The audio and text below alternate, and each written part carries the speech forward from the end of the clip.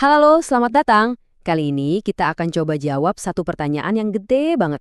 Gimana caranya sebuah negara yang punya lebih dari 17.000 pulau bisa tetap jadi satu? Yuk kita bedah sama-sama fondasi dari Negara Kesatuan Republik Indonesia. Coba dibayangin tantangannya. Ribuan pulau, ratusan suku, bahasa dan budaya yang beda-beda banget. Pertanyaan utamanya kan gimana semua keragaman ini bisa nyatu di bawah satu bendera, satu negara?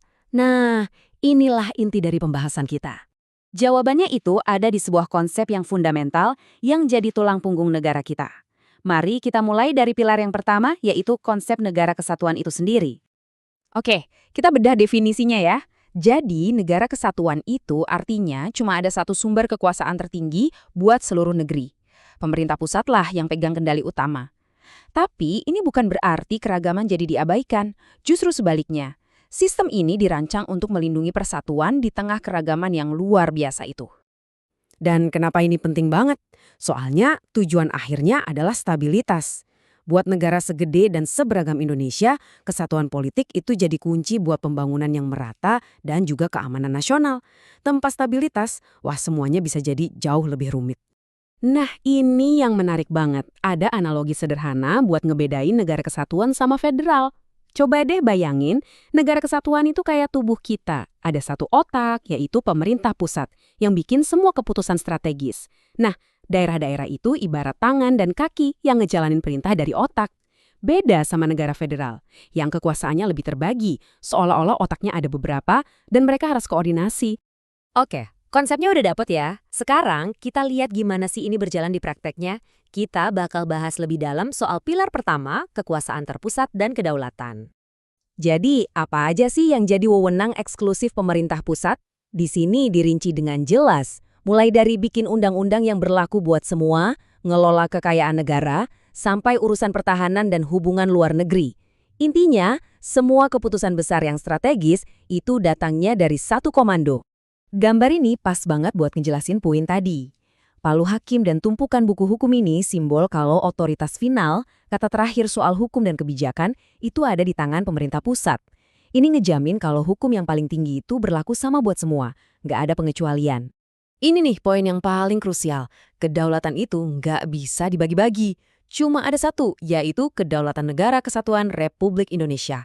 Ini penting banget buat mencegah perpecahan, karena artinya nggak ada daerah yang bisa seenaknya bikin aturan sendiri yang bertentangan sama kebijakan nasional.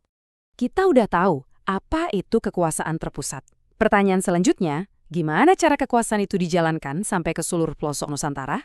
Nah, kita pindah ke bagian hukum dan administrasinya. Fondasinya ya UUD 1945. Satu konstitusi ini berlaku dari Sabang sampai Merauke. Ini yang memastikan setiap warga negara, dimanapun mereka tinggal, punya hak dan kewajiban yang sama di mata hukum. Inilah landasan kepastian hukum di Indonesia. Terus, gimana cara ngatur negara sebesar ini? Ya lewat pembagian wilayah administratif. Tapi, penting banget nih buat diingat, provinsi, kabupaten, sampai desa, itu bukan negara-negara kecil sendiri. Mereka itu cuma pembagian wilayah, biar pemerintah pusat lebih gampang ngasih pelayanan dan ngejalanin program pembangunan secara efisien. Jadi, apa dong peran pemerintah daerah? Gampangnya, mereka itu perpanjangan tangan pemerintah pusat. Mereka lah yang mastiin kebijakan nasional itu benar-benar nyampe dan dirasain sama masyarakat. Misalnya, bangun sekolah, puskesmas, sampai jalan. Tapi mereka tetap kerja dalam satu kerangka dan bertanggung jawab ke pusat. Struktur dan hukum itu penting, tapi ada satu elemen lagi yang gak kalah krusial. Ibaratnya ini lem perekatnya bangsa. Yuk kita bahas perekat sosial dan budayanya, identitas nasional pemersatu. Nah, ini dia jiwanya bangsa Indonesia, Bhinneka Tunggal Ika. Semboyan ini tuh bukan cuma kata-kata indah, tapi prinsip hidup. Prinsip yang mengakui kalau kekuatan Indonesia justru ada di keragamannya yang disatukan oleh satu tujuan bersama sebagai bangsa. Dan kedua gambar ini benar-benar nangkep esensinya dengan sempurna. Di satu sisi kita lihat orang-orang dari berbagai latar belakang gandengan tangan di atas peta Indonesia. Di sisi lain kita lihat kekayaan budaya kayak Candi Borobudur bisa berdampingan dengan kehidupan modern. Inilah persatuan dalam keragaman yang sesungguhnya. Selain semboyan tadi, ada juga pilar-pilar identitas lain yang konkret banget. Ada bahasa Indonesia yang bikin kita bisa ngobrol lintas suku, ada bendera merah putih dan Garuda Pancasila sebagai simbol kebanggaan, dan tentu ideologi Pancasila sebagai panduan nilai kita bersama. Semua ini yang ngebangun rasa memiliki yang sama. Oke, setelah kita paham semua pilarnya, sekarang kita coba rangkum apa aja sih keunggulan sistem ini buat Indonesia dan kita tarik kesimpulannya. Kenapa model negara kesatuan ini dianggap paling pas buat Indonesia? Nah, di sini rangkumannya. Kebijakan yang seragam itu bisa mastiin nggak ada daerah yang ketinggalan. Keamanan juga jadi lebih gampang dikoordinasikan. Dan yang paling penting, keutuhan wilayah dan identitas kita sebagai satu bangsa bisa terus dijaga.